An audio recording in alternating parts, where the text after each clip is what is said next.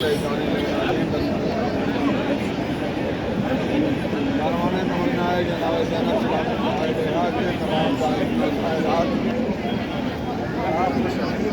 مقام پہ ہیں جسے بین الحرمین کہتے ہیں۔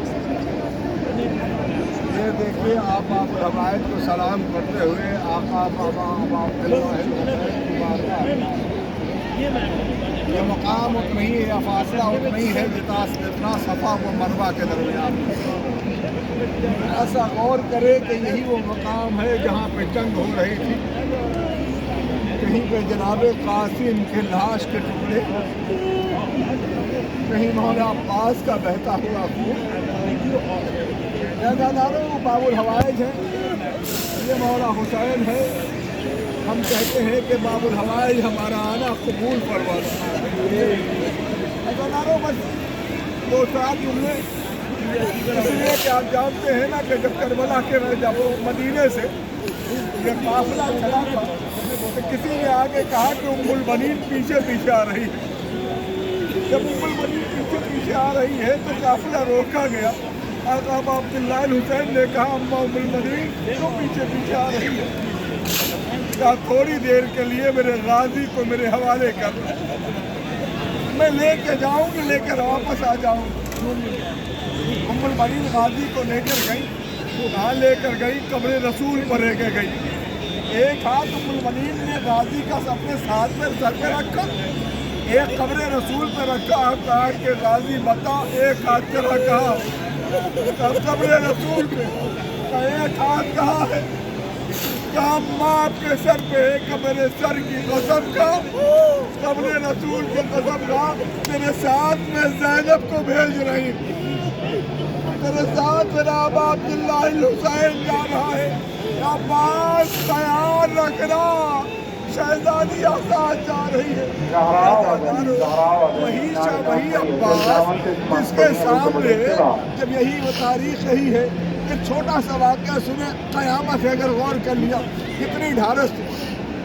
مختار کے دربار میں ایک ظالم کو پکڑ کے لایا گیا، اس سے کہا گیا مختار کوئی ایسا ظلم ہے، اس ظالم نے، مختار نے کہا اے ظالم کوئی ایسا ظلم ہے کہ تجھے بھی رونا آیا ہے؟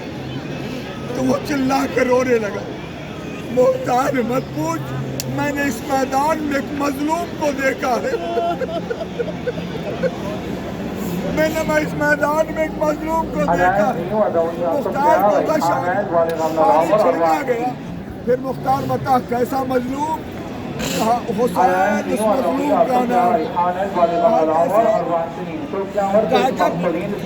مطلب کہ حسین جنگ کر رہے تھے، آواز قدرت آئی، بس حسین بس تلوار نے آپ رکھی۔ آپ اکثر ذاکری علماء سے سنتے ہیں نا کہ حسین زین پہ ڈگمگا رہا تھا۔ نہیں آزاداروں میری ماں بہنوں، حسین زین پہ نہیں ڈگمگا رہا تھا۔ جب حسین نے تلوار نے آپ میں رکھی نا، شمر حرامزادے نے 4 حصوں میں فوج کو تقسیم کیا، نیزے والوں ادھر جاؤ، برچیوں والے ادھر جاؤ، پتھر والے ادھر جاؤ، ایک بار حملہ کرو۔